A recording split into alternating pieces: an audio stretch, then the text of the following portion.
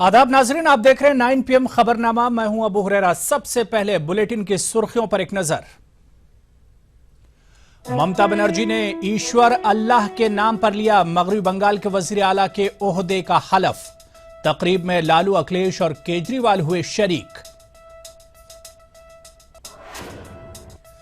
ममता बनर्जी की हलफबरदारी तकरीब के दौरान तनाज़े में आए फारूक अब्दुल्ला। कौमी तराना पढ़े जाने के दौरान कर रहे थे मोबाइल पर बात।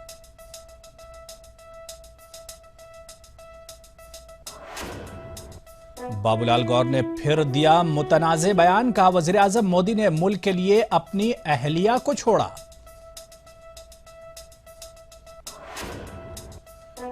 मध्य प्रदेश में नेहरू की तारीफ करना एक कलेक्टर को पड़ा महंगा। रियासती हुकूमत ने किया तबादला। फैसले की हो रही है मजम्मत। 2 वर्षों में रोजगार के मौके पैदा करने में नाकाम रही मोदी हुकूमत। एक सरकारी सर्वे में हुआ इंकशाफ। गुज़िश्ता बरसों के मुकाबले कम मिले नौकरी के मौके।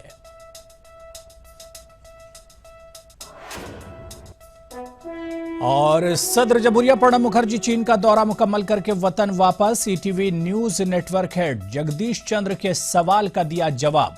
कहा, दौरे से हैं मुतमईन।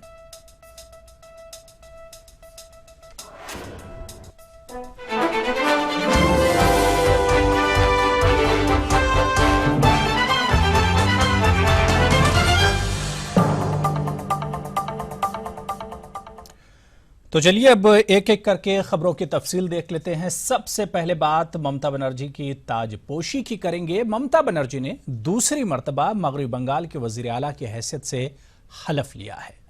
हलफबरदारी तकरीब में सरकर्दा लीडरों ने शिरकत की। वजीर आजम नरेंद्र मोदी ने ट्वीट करते हुए ममता बनर्जी को मुबारकबाद दी। ममता बनर्जी ने ईश्वर और अल्लाह के नाम पर हलफ लिया। हलफबरदारी तकरीब में 30,000 अफराद शरीक रहे।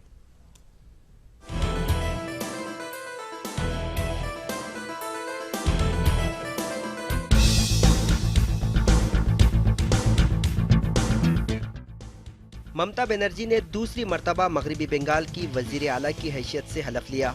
कोलकाता में मुनक़िदा हलफबरदारी तकरीब में 30,000 अफराद ने शिरकत की। रियासती गवर्नर KN त्रिपाठी ने हलफ दिलाया। ममता बनर्जी ने ईश्वर और अल्लाह के नाम पर हलफ लिया। ममता बनर्जी के हमरा दीगर 41 वज़रा ने भी हलफ लिया। हलफबरदारी तकरीब में मरकजी वजीर अरुण जेटली, बाबुल सुप्रियो के अलावा बिहार के वजीर आला नीतीश कुमार, साबिक वजीर आला लालू प्रसाद यादव, उत्तर प्रदेश के वजीर आला अखिलेश यादव, दिल्ली के वजीर आला अरविंद केजरीवाल, जम्मू कश्मीर के साबिक वजीर आला फारूक अब्दुल्ला, भूटान के वजीर आजम समेत बांग्लादेश के वफद ने भी शिरकत की। हलफबरदारी तकरीब में शरीक फेडरल फ्रंट के लीडरों ने ममता बनर्जी की सताइश की। उन्होंने कहा कि ममता बनर्जी की क़यादत में बंगाल तरक्की करेगा। लालू प्रसाद यादव ने असम्बली इंतखाबात में बीजेपी और लेफ्ट को सबक सिखाने वाली बंगाल की आवाम को मुबारकबाद दी। संघ परिवार और भाजपा का लक्ष्य था कि बिहार के बाद पश्चिम बंगाल में घुसना था और हम लोग अलर्ट थे। तो यहाँ के सभी लोगों ने बिहार की जनता के बाद जो यहाँ बना है गठबंधन, जो भी ममता दीदी के नेतृत्व में, तो सब बधाई देते हैं बिहार के और राष्ट्रीय जनता दल के तरफ से, महागठबंधन के तरफ से, और यहाँ की जनता को भी बधाई और दीदी को बधाई। It is absolutely a great day for those people who believe India has to remain united, India has to remain secular. I think it's one of the greatest things that Bengal has proved for the rest of the nation. Mamata Banerjee की काबीना में 17 नए चेहरे भी शामिल हैं। Media से बात करते हुए ममता ने कहा कि रियासत के अवाम को बुनियादी सहूलियात की फराहमी में कोई कसर नहीं छोड़ी जाएगी। I am always a less important person. I am always a simple worker, and I consider myself as a commoner. So I will help all of them, no problem. If anybody wants my help, but let me work simply for the people. I am dedicated for this cause. मगरबी बंगाल की 294 assembly सीटों में से TMC को 211 सीटें हासिल हुई हैं। 44 सीटें हासिल करने वाली कांग्रेस अपोजिशन का रोल अदा करेगी। Bureau report, ETV news. तो उधर ममता बनर्जी की हलफबरदारी तकरीब में शरीक डॉक्टर फारूक अब्दुल्ला सुर्खियों में छाए रहे। हलफबरदारी के मौके पर कौमी तराना पढ़ा जा रहा था। उस वक्त वो अपने मोबाइल पर बात कर रहे थे। फारूक अब्दुल्ला के रवैये पर मुख्तलिफ गोशों से तनकीदें आ रही हैं। डॉक्टर फारूक अब्दुल्ला पर कौमी तराने की तौहीन का इल्जाम लगाया जा रहा है। कौमी तराना मुकम्मल होने तक फारूक अब्दुल्ला फोन पर बात करते रहे। वहीं जब इस बारे में फारूक अब्दुल्ला से सवाल पूछा गया तो उन्होंने जवाब देने से इनकार कर दिया।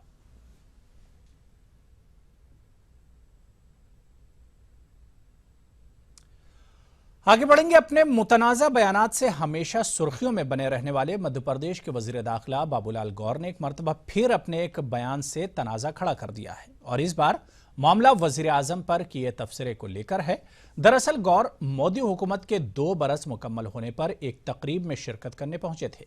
यहां वो वजीर आजम की तारीफ करते करते उन पर तबसरा कर बैठे। पहले आप सुनिए कि किस तरह से गौर ने वजीर आजम मोदी की तारीफों के पुल बांधे। उपक्रम घाटे में चल रहे थे, चाहे BHEL हो, चाहे हमारे अन्य कारखाने रेल मंत्रालय हो, चाहे अन्य प्रकार के, उनको घाटा खत्म करवाए। पेट्रोल की कंपनियां चल रही थी, सब घाटे में चल रही थी, अब वो फायदे में चल रही है।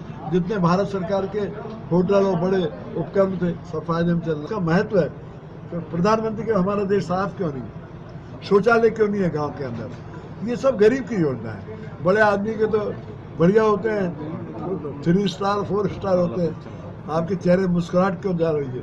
तो जब तक नीचे काम नहीं होगा। और अब आइए आपको सुनवाते हैं कि वज़ीर आज़म की तारीफ करते करते कैसे बाबूलाल गौर की जबान फिसल गई।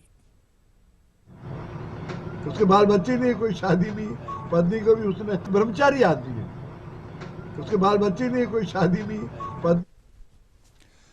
आगे बढ़ेंगे। वज़ीर दाखिला राजनाथ सिंह ने मोदी हुकूमत के 2 साल पूरे होने पर हुकूमत की कामयाबियां गिनवाई। राजनाथ सिंह ने कहा कि मोदी हुकूमत ने सरकारी कामकाज के तरीक़ेकार को आसान किया है। राजनाथ सिंह ने कहा कि हुकूमत ई-गवर्नेंस के जरिए आवाम के मसाइल को हल करने की पूरी कोशिश कर रही है। पूरे गवर्नेंस को ही ई गवर्नेंस में कन्वर्ट कर रहे हैं और उस दिशा में हम तेजी से आगे बढ़ रहे हैं। घर बैठे बैठे कुछ भी यदि आपको हासिल करना है, कोई जानकारी प्राप्त करनी है, कोई भी क्लियरेंस लेना है, घर बैठे बैठे आप उसे कर सकते हैं। अब यह सिलसिला प्रारंभ हो गया है, समय लगेगा इसमें, सारे देश भर में इस गवर्नेंस को ई गवर्नेंस में कन्वर्ट करने में इसमें समय लगेगा। कोई भी छोटे मोटे क्लियरेंसेज यदि लोगों को लेने पड़ते थे तो दफ्तर में महीने, 2 महीने, 4 महीने, 6 महीने लगातार लोगों को चक्कर लगाना पड़ता था, लेकिन अब वह सब सारी चीजें समाप्त हो गई। तो वहीं दूसरी तरफ मरकजी वजीर दिफा मनोहर पर्रिकर ने मोदी हुकूमत के 2 साल पूरे होने पर क्या कुछ कहा, आइए देखते हैं। Ruling parties go to the people with report card once in 5 years. We decided that we go to people with what we have done during last 2 years and explain to people everywhere across India.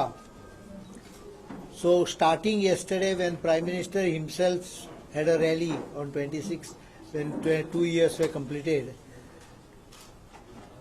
and now from today onwards for next 15 days the government will go to 500 people, the party will assist it to explain to people what we have done during last 2 years.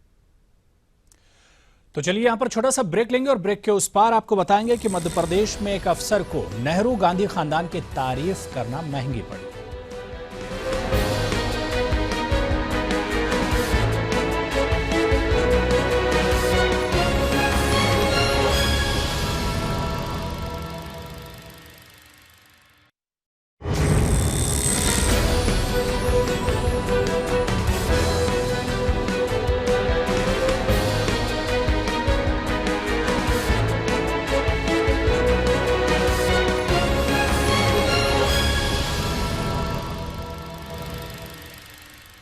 तो चलिए break के बाद आगे बढ़ेंगे। बात वज़ीर आज़म मोदी के शिलांग दौरे की करेंगे। वज़ीर आज़म ने आज शिलांग का दौरा किया। यहाँ एक फुटबॉल स्टेडियम की संग बुनियाद तकरीब के दौरान वज़ीर आज़म ने शुमाल मशरक़ी इलाके के फलाह व तरक्की की बात की।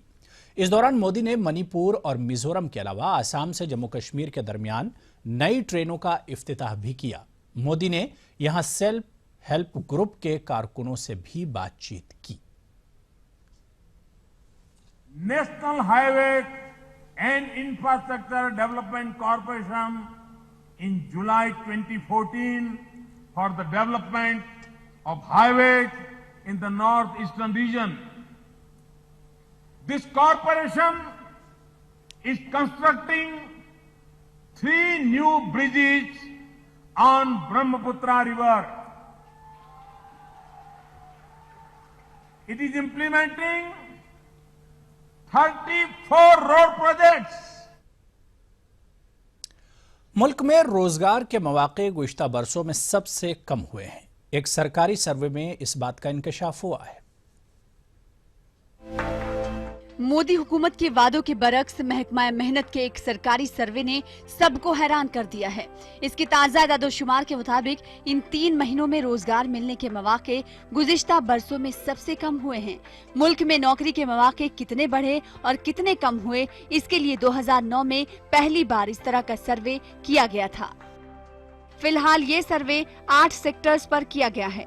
इसमें टेक्सटाइल, लेदर, मेटल, ऑटोमोबाइल और ज्वेलरी शामिल थे। इनकी 1932 यूनिट की रिसर्च करने का पता लगा कि जहां 2013 में 4.19 लाख नौकरियां निकली थी, वहीं साल 2014 में ये आदादोशुमार 4.21 लाख तक पहुंचा। लेकिन 2015 में वो कम होकर 1.35 लाख पर ही अटक गया। ये आदादोशुमार इसलिए हैरान कर देने वाले हैं क्योंकि हर महीने तकरीबन 10 लाख नौजवान रोजगार की तलाश में मार्केट में उतर आते हैं। रिसर्च में ये भी बात सामने आई है कि आईटी और बीपीओ सेक्टर के हालात बाकी कंपनियों के मुकाबले काफी बेहतर हैं। Bureau report, ETV news. तो चलिए यहां पर रुकेंगे एक और छोटे से ब्रेक।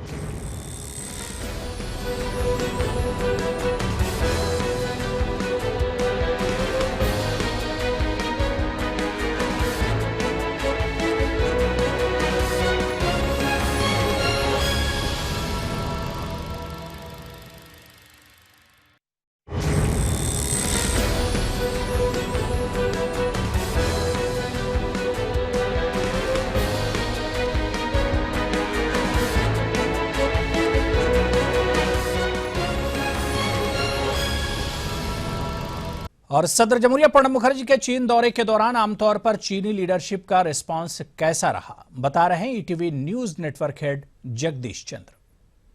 राष्ट्रपति प्रणब मुखर्जी के साथ चीनी नेताओं का व्यवहार अच्छा था, बॉडी लैंग्वेज अच्छी थी, लेकिन प्रोटोकॉल पुअर था। जब वो गोमजू में उतरे तो उम्मीद जताई जा रही थी कि चाइना के विदेश मंत्री उनको लेने आएंगे, लेकिन वो नहीं आए।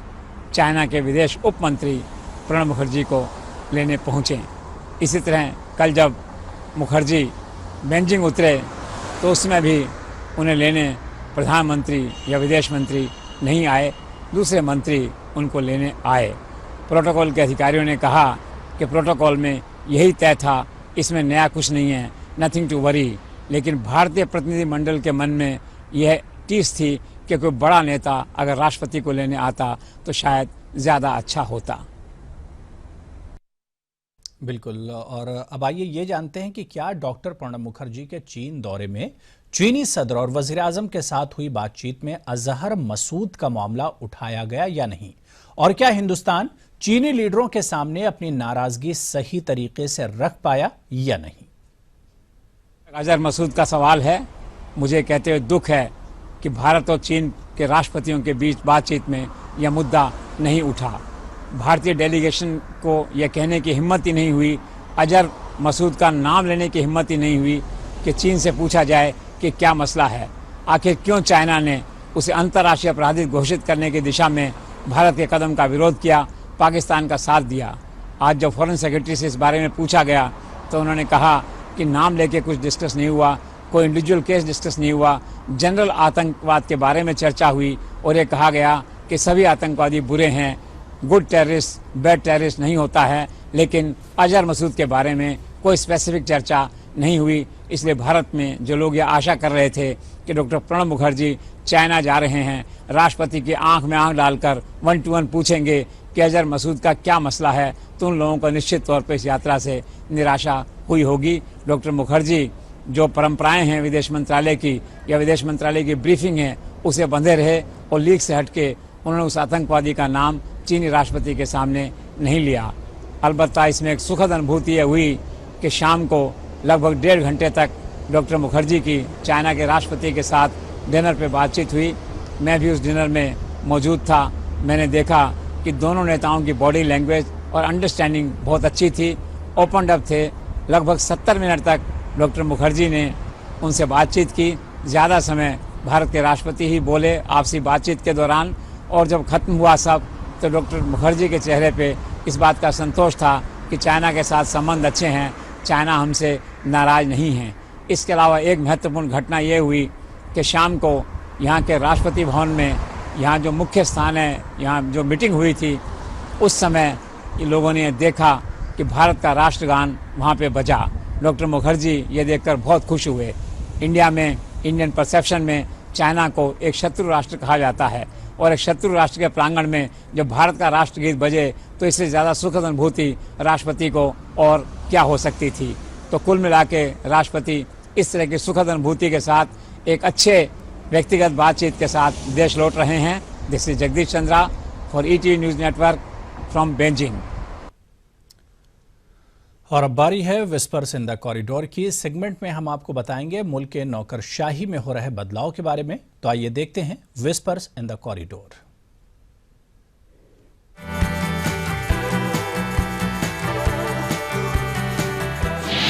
केरल में पहली खातून IPS की तकर्री हुई है। बी संध्या केरल की पहली खातून DIG बनी हैं। बी संध्या 1988 बैच की IPS अफसर हैं। इंडिया लिमिटेड शिपिंग कॉर्पोरेशन में डायरेक्टर आजादाना इंचार्ज के ओहदे पर सुकमल चंद्र बसु की तकर्री हुई है।